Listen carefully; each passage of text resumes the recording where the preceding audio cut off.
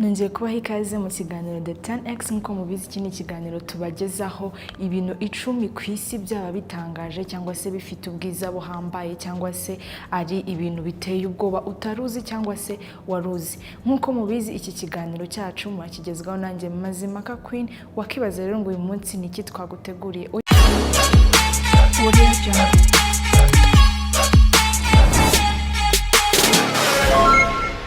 Uyu munsi naguteguriye ahantu 10 ku isi hateye ubwoba nta muntu ujya wifuza kuhagira bitewe n'ukuntu aho hantu hameze. Rero kuri iyi si ya rurema hari ahantu henshi heza uba wifuza ngo wajya kuhasohokera se muri vacances, wahasohokera uri kumwe n'umukunzi, ariko hari ahantu nanone bivugwa ko nta muntu n'umwe ujya uhagira bitewe na records aho hantu uko ziba zimeze. Rero ku cyegeranyo cy'uyu munsi ndakubwira ahantu hateye ubwoba ku isi 10 mere ku mwanya wa 10 kugera ku mwanya wa mbere. Ku mwanya wa 10 turahasanga ahantu bita Death Valley, ahangaha ni muri Leta Zunze Ubumwe za Amerika. Byonyine cyumva izina wakibaza utangira kwibaza uko aha hantu hameze n'uburyo hateye mu bwoba. Ni ikibaya bivugwa ko gishyuha cyane ku rwego rwo hejuru, aho gishyuha kuri degree Celsius 56 n'ibice 7. Aha hantu rero urumva ubushyuhe bwaho ukuntu hashyushye cyane, ntago ari ahantu wabasha gusurvivinga umwanya munini. Umwanya wa 9 turahasanga desert yitwa The Danakil Desert. Iyi desert ikaba iherereye mu ihembe rya Afurika, aho usanga ikora ku bihugu bimwe na bimwe nka Eritrea, Ethiopia ndetse n'igihugu gito cyane cyitwa Djibouti. Iyi desert rero ikaba nayo izwiho gushyuha cyane, aho ishyuha kugera kuri degree Celsius 50, kandi ugasanga ari ahantu abantu benshi badakunze kugera. Ugeze aho hantu nko muri Eritrea uko babaza ngo bakwereke iyo desert ya Danakil, ntago ari ahantu babasha kugushishikariza kujya cyane bitewe n'ubushyuhe bwaho uko buba bungana.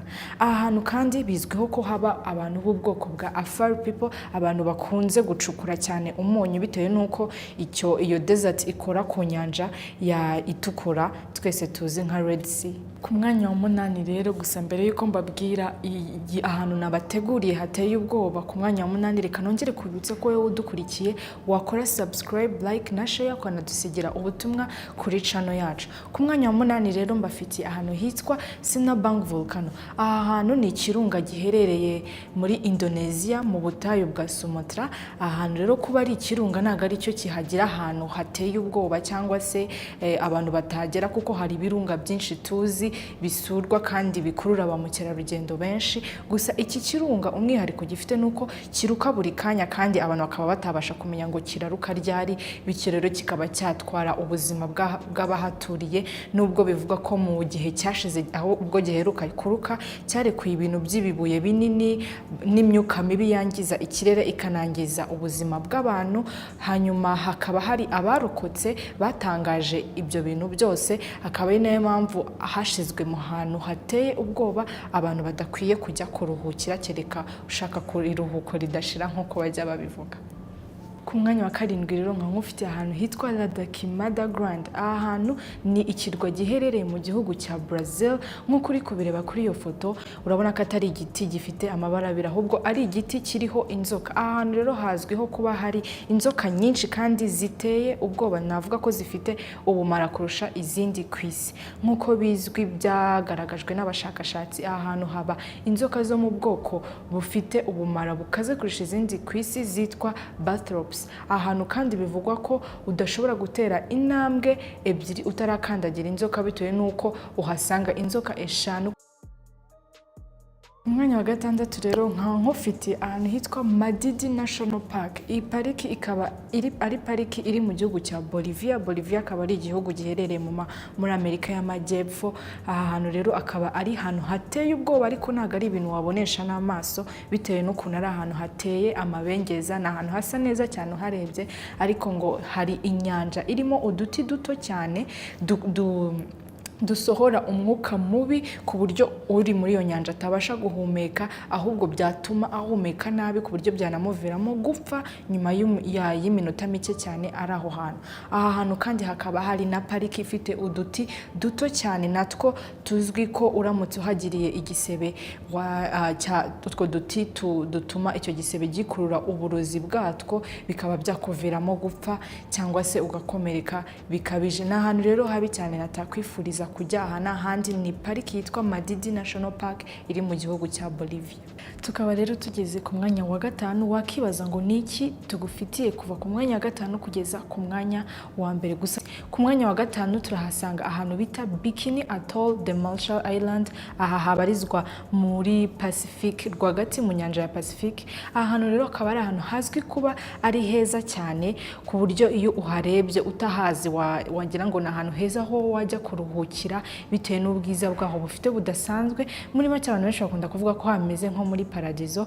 Gusa aha hantu ni ahantu hateye ubwoba kuko kera bahakoreshaga bahageragerezaga ibisasu bya kirimbuzi, bityo bikaba byarateye imyuka mibi itari myiza ku kiremwa muntu ku buryo uyihumetse wese adashobora kubaho, ku buryo amaze umwanya mutonya ahavuye aho hantu yashobora kugira ikibazo cy'ubuhumekero. Aha hantu kandi The Marshall Island ni ahantu usanga n'abantu bahaturiye bakunze guhora bimurwa umunsi ku wundi bitewe n'ukuntu hafite imyuka itari myiza. Urabyumvishe rero ko The Marshall Island atari heza nk'uko hagaragara, bityo rero nawe utazagwa muri uwo mutego. Ku mwanya wa 4 rero mu hantu hateye ubwoba ku isi akaba ari ahantu hitwa Afar Depression mu gihugu cya Ethiopia.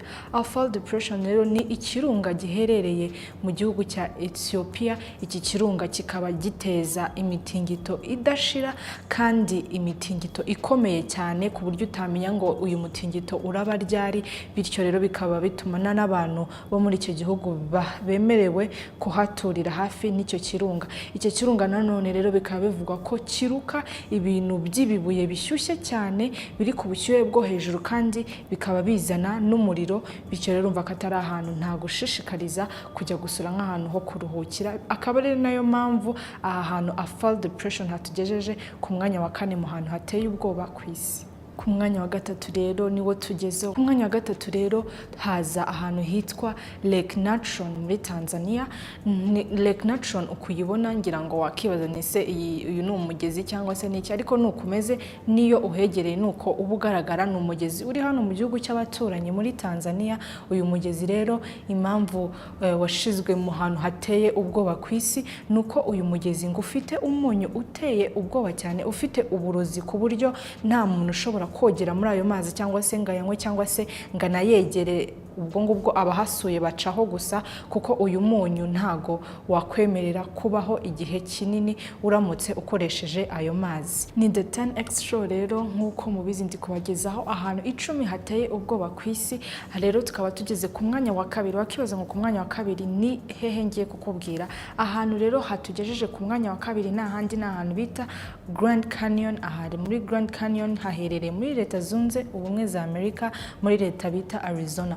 Ahantu rero ni ahantu heza cyane ushobora kugera ukumva wahifotereza bitewe n'ubwiza bwaho, ariko ahantu bizwi ko ari ahantu hateye ubwoba bitewe n'ukuntu hateye. Ni ahantu hafite ubutayu bugiye busataguritse burimo ibisate byinshi ku buryo ushobora gutera intambwe ahantu habi gusa ukatugenda urupfu abari nk'ako kanya. Aha hantu rero nk'uko muri kubireba ku mashusho ni ahantu kenshi bakunze no kuvuga ko abantu benshi bahiyahurira bitewe n'ukuntu hameze, kuko biroroshye nyine kugenda ukaba wajya kwiyahurira aho hantu. Ahantu rero hatugejeje ku mwanya wa 2 ni The 10X Show. Aha tukaba rero tugeze ku mwanya wa 1. Wakibaza ngese ngo ku mwanya wa 1 hari ahahe hantu nahe hantu hateye ubwoba cyane kurusha ahandi ku isi. Ibyo byose wabyibaza, ariko ndagira ngo nkwibutse ko udukurikiranye wakora subscribe, like na share ukanadusigira ubutumwa aho muri comment kuri channel yacu. The 10X rero nkuko nabikubwiye ntangira turi turi kuvuga urutonde rw'ahantu hateye ubwoba ku isi, tukaba tugeze ku mwanya wa mbere. Ku mwanya wa mbere rero nta handi ni mountain yitwa Mountain Washington iherereye muri Amerika.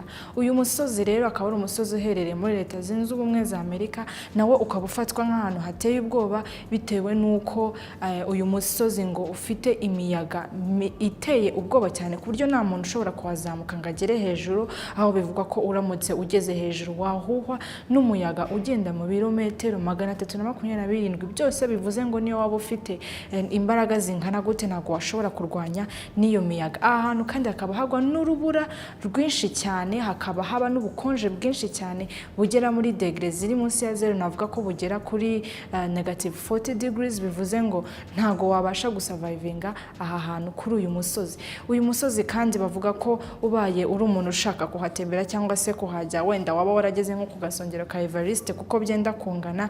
Everest nongera kubitsa kari umusozi muremure cyane ku isi, rero barabigereranya ariko bakavuga ko Mount Washington itagereranwa na Everest bitewe n'iyo miyaga iba hejuru. Bivuze ngo nta muntu n'umwe ushobora kugera kuri ako gasongero.